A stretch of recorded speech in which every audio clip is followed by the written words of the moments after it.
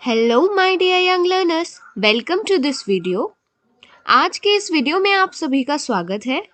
तो आज की क्लास में हम पढ़ेंगे क्लास 6 का chapter 10 motion and measurement of distances, मात्रक एवं मापन। तो आइए शुरू करते हैं। इस स्लाइड में आपको बहुत सारी पिक्चर्स दिख रही हैं। तो ये पिक्चर्स क्या बताती है कि हमने पहले के टाइम से लेके अभी तक अपने वेज ऑफ ट्रांसपोर्ट या मोड ऑफ ट्रांसपोर्ट में कितने सारे चेंजेस लेके आए हैं। जैसे जैसे टाइम आगे बढ़ता गया तो हमने और भी बहुत सारे साधन खोज लिए एक जगह से दूसरी जगह जाने के लिए। हमने नेचर का यूज करने लगे, जैसे एनिमल्स का। फॉर एग्जाम्पल इस बुलक कार्ट में या फिर इस हॉर्स कार्ट में एनिमल का यूज हो रहा है एक जगह से दूसरी जगह जाने के लिए। फिर जब हमें बहुत लंबी लंबी ट्रैवल करनी पड़ी या फिर पानी को क्रॉस करना पड़ा तो फिर हम इन एनिमल्स का तो सहारा नहीं ले सकते और ना ही हम चलकर जा सकते हैं। तो फिर हमने इन्वेंट किया बोट्स या फिर शिप्स। तो जो शिप्स का शेप होता है या जो बोट्स का शेप होता है वो स्ट्रीमलाइंड होता है। हमने लास्ट चैप्टर में पढ़ा था कि स्ट्रीमलाइन होने के कारण वो आसानी से समुद्र के ऊपर तैर सकती है और लोड कैरी कर सकती है। फिर हमने थोड़े और कन्वीनियंस की ओर गए, साइकिल या बाइसाइकिल्स और बाइक्स, मोटर बाइक्स, कार, इन सब के इन्वेंशंस भी करते गए। फिर ट्रेन्स आई, एरोप्लेन्स आए। ट्रेन्स पहले के टाइम में कोयले से चलती थी, स्टीम से चलती थी, है ना। लेकिन अब तो कंप्लीटली इलेक्ट्रिक ट्रेन्स आ गई हैं, बुलेट ट्रेन्स हैं, मेट्रोज हैं। हमारे वेज ऑफ ट्रांसपोर्ट में बहुत सारा डेवलपमेंट आ गया है। अब तो यदि हमें कहीं भी जाना है तो हमें ज़्यादा टाइम नहीं लगता। यदि हमें किसी चीज़ का डिस्टेंस मेजर करना है या साइज मेजर करना है तो हमें क्या करना पड़ेगा। जैसे ये टेबल आपको दिया हुआ है तो आप इस टेबल की लेंथ कैसे मेजर करोगे। यदि मैं आपको कोई स्केल नहीं देती हूँ या कोई मेजरिंग टेप नहीं देती हूँ तो फिर आप कैसे मेजर करोगे। थोड़ा सोचो। आप कुछ इनडायरेक्ट मेथड्स का यूज करके इस टेबल की लेंथ को मेजर कर सकते हो। जैसे अपने पाम का यूज करके, अपने हाथ का यूज करके आप देख सकते हो कि कितने हाथ बराबर ये टेबल है। या फिर कुछ इस तरह की रस्सी का यूज करके भी आप मेजर कर सकते हो कि इस रस्सी के बराबर ये टेबल की लेंथ है। या फिर आप लकड़ियों का यूज करके भी बता सकते हो कि इस टेबल की लेंथ कितनी है। अच्छा, तो क्या आप इस वेइंग मशीन के द्वारा बता सकते हो कि इस टेबल की लेंथ कितनी है। आपको लेंथ मेजर करना है। इससे तो हम वेट मेजर करते हैं किसी भी चीज का। इसका मतलब ये है कि अलग अलग क्वांटिटीज को मेजर करने के लिए हमें अलग अलग मेथड्स की जरूरत होती है। ठीक है। तो कुछ मेथड्स होते हैं जिन्हें हम बोलते हैं इनडायरेक्ट मेथड और कुछ मेथड होते हैं डायरेक्ट मेथड। इनडायरेक्ट मेथड वो होते हैं जिनकी कोई डेफिनाइट वैल्यू नहीं होती। हम अंदाजे से किसी भी चीज को बता रहे होते हैं कि जैसे हम अपने हाथ का यूज करके, लकड़ी या फिर रस्सी का यूज करके बता सकते हैं इसकी लेंथ कितनी होगी, है ना। और डायरेक्ट मेथड्स क्या होते हैं। डायरेक्ट मेथड वो मेथड होते हैं जिनके द्वारा हम एक डेफिनाइट वैल्यू बताते हैं कि ये इतने सेंटीमीटर का होगा या इतने मीटर का होगा। उसकी एक पर्टिकुलर यूनिट होती है। जैसे यदि मैंने आपको 12 बनानास दिए तो वो 12 बनानास कितने केजी के हैं या कितने ग्राम के हैं ये आप मुझे बताओगे। आप अंदाजे से नहीं बोलोगे, आप एक डेफिनाइट वैल्यू बताओगे। तो वो मेथड्स होते हैं डायरेक्ट मेथड्स। तो डायरेक्ट एंड इनडायरेक्ट मेथड्स आपको समझ में आए। अब ये मेजरमेंट और यूनिट मतलब क्या होता है।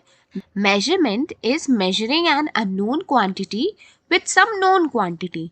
मतलब यदि हमें किसी चीज का वेट पता है तो हम उसके रिस्पेक्ट में किसी दूसरी चीज का वेट पता कर सकते हैं, तो उसे हम बोलते हैं मेजरमेंट। या फिर आप ऐसे समझिए कि यदि हमें एक रोप की लेंथ पता है कि ये कितने मीटर की है या कितने सेंटीमीटर की है तो हम उसके द्वारा किसी टेबल की लेंथ भी पता कर सकते हैं। तो ये मेजरमेंट होता है।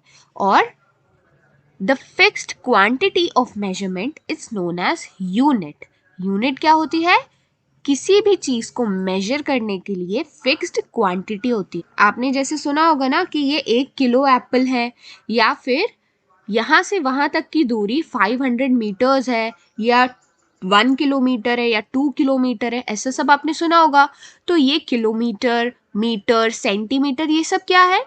ये सारी चीजें हैं यूनिट, मतलब एक ऐसी क्वांटिटी है जिसके द्वारा हम मेजरमेंट करते हैं।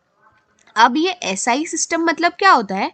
एसआई सिस्टम एक इंटरनेशनल सिस्टम होता है मेजरमेंट के लिए, मतलब पूरे वर्ल्ड में ये सिस्टम वैलिड है, मतलब इसको सभी लोग मानते हैं, तो वो सिस्टम होता है एसआई सिस्टम। और एसआई सिस्टम में हम एम के एस वैल्यू यूज करते हैं। एम के एस मतलब मीटर, किलोग्राम और सेकेंड। मीटर, किलोग्राम और सेकेंड ये यूनिट एसआई सिस्टम की यूनिट्स हैं। और इससे हम क्या क्या मेजर कर सकते हैं?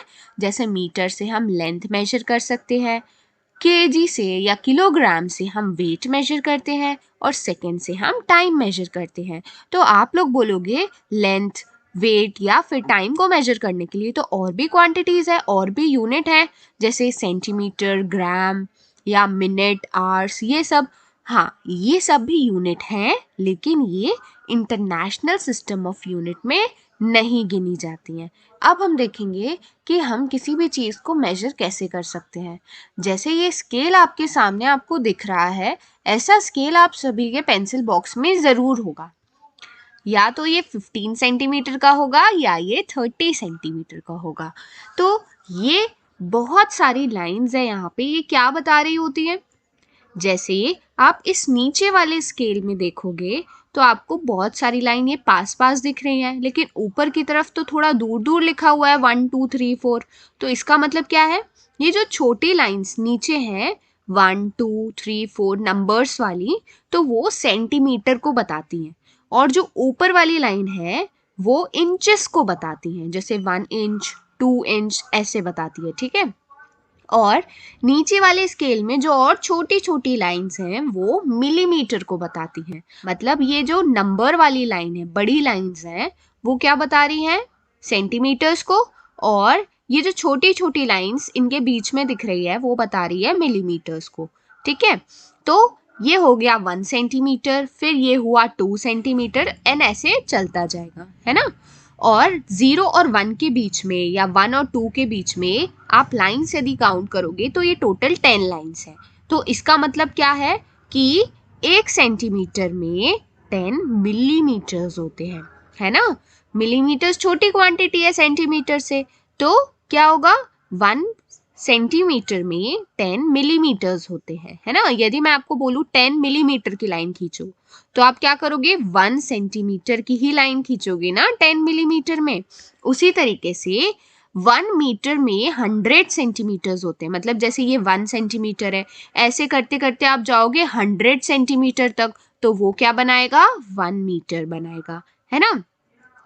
तो ये चीज आपको समझ में आ रही है। और यदि हमें ज्यादा बड़े बड़े डिस्टेंस मेजर करने हैं, 2 सिटी के बीच में या फिर बहुत दूर दूर के डिस्टेंस मेजर करने हैं, तो हम मीटर या सेंटीमीटर में मेजर नहीं कर सकते, वो तो बहुत छोटी क्वांटिटी हो जाएगी। तो हम क्या करते हैं? उसे किलोमीटर में मेजर करते हैं।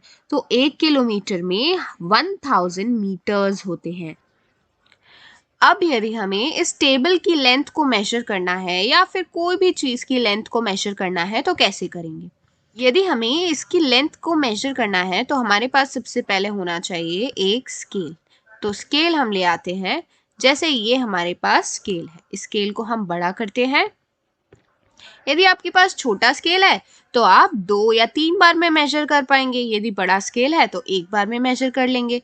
जैसे यदि हम इस टेबल की लेंथ मेजर करें तो हमें इसकी प्रोसेस क्या होगी? मेजर करने की प्रोसेस क्या होगी? तो सबसे पहले हमें इसके एक कॉर्नर पे अपने स्केल के 0 को लाके रखना है। जैसे ये 0 हमने इसके एक कॉर्नर पे लाके रख दिया।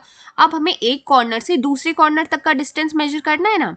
तो दूसरे कॉर्नर में ये 19 के थोड़ा सा आगे ये 4th वाली लाइन जो दिख रही है ना, यहाँ तक आ रहा है ये पॉइंट, तो हम क्या बोलेंगे? कितने सेंटीमीटर का हो गया ये टेबल? हम बोलेंगे ये 19.1234, 4 पॉइंट्स है ना, तो 19.4 सेंटीमीटर का हो जाएगा। तो ये चीज आपको समझ में आई ना। हमें कभी भी किसी चीज का मेजरमेंट करना है तो हम 0 से लेके चलते हैं, ठीक है।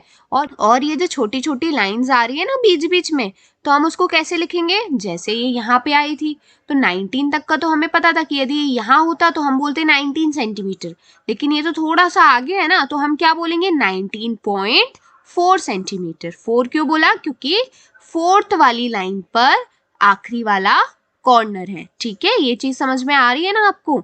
तो आप अपने स्केल से बहुत सारी चीजों का मेजरमेंट करके देखना और पता करना कि ये कितने सेंटीमीटर या कितने मीटर का ऑब्जेक्ट है, ओके।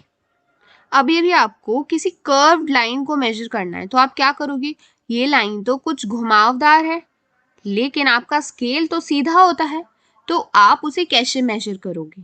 यदि आप इसे स्केल से मेजर करने जाओगे तो स्केल से मेजर करने में प्रॉब्लम क्या होगी, आप खुद ही देख रहे हो ये लाइन तो पूरी कर्व्ड है, तो अब आप इसको स्केल से मेजर नहीं कर सकते।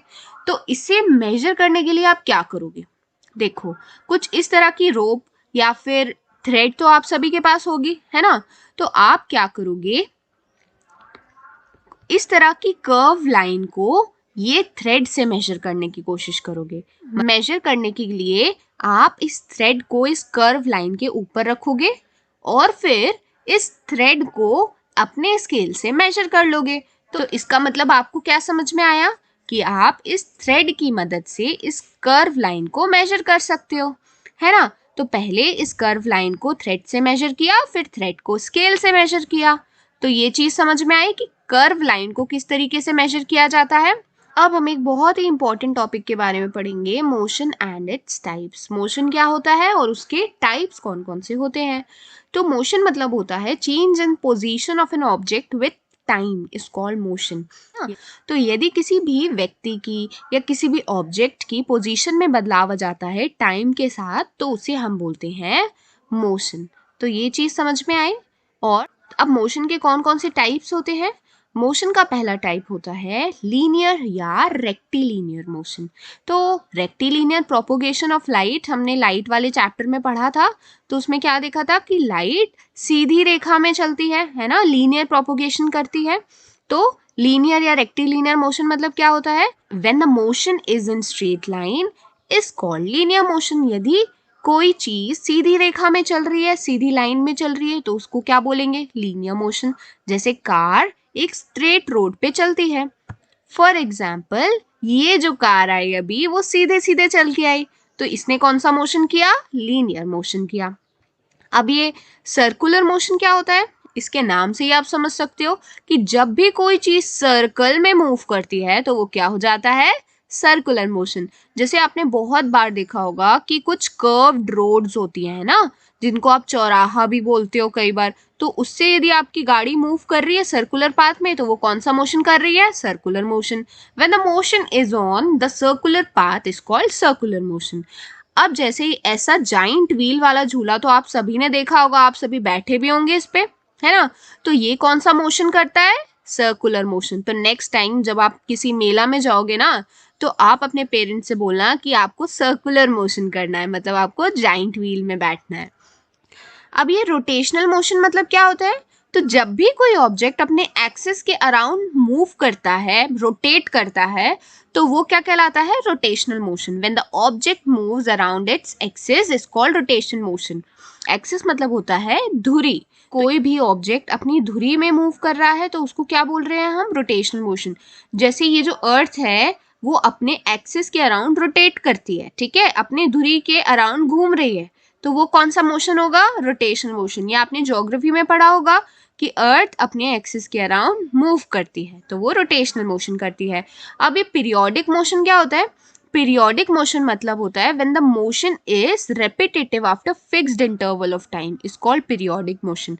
मतलब यदि कोई भी मोशन एक पर्टिकुलर टाइम के बाद रिपीट होता है तो उसे आप क्या बोल रहे होते हो, पीरियोडिक मोशन। ये स्ट्रिंग से लटका हुआ एक छोटा सा बॉल या स्फीयर आपको जो दिख रहा है ना, उसको हम बोलते हैं पेंडुलम। क्या बोलते हैं हम उसको, पेंडुलम बोलते हैं, ओके। तो आप ये देख रहे हो कि ये किस तरीके का मूवमेंट कर रहा है, कि यहाँ से पेंडुलम आ रही है इन लोगों को स्ट्राइक करते हुए, फिर यहाँ जा रही है, फिर ये वापस से इधर जा रही है, तो ये कुछ ऐसा मोशन कर रहा है। तो इसका क्या मतलब है कि ये थोड़ी देर बाद अपनी पोजीशन पे वापस आ रहा है है ना, ये चीजें रिपीट हो रही है, तो ये कौन सा मोशन होता है, पीरियोडिक मोशन, है ना। जैसे हमें पता है कि हमारे सोलार सिस्टम में हमारे 8 प्लैनेट सन के अराउंड रिवॉल्व करते रहते हैं ना, रिवॉल्व करते हैं, तो ये एक टाइम के बाद ये चीजें फिर से हो रही हैं, तो उसे हम क्या बोल सकते हैं, पीरियोडिक मोशन। ठीक है ना। तो जैसे जो अर्थ का रोटेशन है वो एक पीरियोडिक मोशन भी हो सकता है, जैसे वो रोटेशनल मोशन तो है ही, लेकिन पीरियोडिक मोशन भी हो सकता है कि वो एक टाइम के बाद फिर से रिपीट हो रहा है। तो ये सारे मोशंस आपको समझ में आए ना। अब आपको इसमें बताना है कि इन पिक्चर्स में कौन कौन से मोशन है। जैसे ये जो पहली इमेज है इसमें कौन सा मोशन दिख रहा है, इसमें सर्कुलर मोशन दिख सकता है आपको, है ना, कि ये पॉइंट के अराउंड ये ऑब्जेक्ट मूव कर रहा है। उसी तरीके से इस इमेज में आपको लीनियर मोशन दिख रहा है कि एक सीधी रोड है और उस पे ये घोड़ा और ये इंसान रन कर रहा है, तो ये रेक्टिलिनियर या लीनियर मोशन। और अभी हमने देखा कि अर्थ अपने एक्सिस के अराउंड रोटेट कर रही है, तो ये रोटेशनल मोशन, और ये चीज पीरियोडिक भी है ना, तो ये पीरियोडिक मोशन भी हो सकता है। अब ये पेंडुलम वाला कौन सा हो जाएगा, पेंडुलम वाला पीरियोडिक मोशन। तो ये चीजें आपको समझ में आई ना। अब बारी आती है हमारी गुड बाय क्वेश्चन की। 2 metre will be equal to, 2 metre में कितने सेंटीमीटर होंगे आपको बताना है। A 200 centimetre, B 2000 centimetre, C 0.2 centimetre, या D 2 centimetre. A B C D जो भी आंसर हो जल्दी से कमेंट बॉक्स में बताओ। यदि आपको वीडियो पसंद आया तो लाइक, शेयर और चैनल को सब्सक्राइब करना ना भूलें, ताकि ऐसे वीडियोस आपको और मिलते रहें। अब हम मिलते हैं अगले वीडियो में अगले चैप्टर के साथ। तब तक के लिए good bye and take care.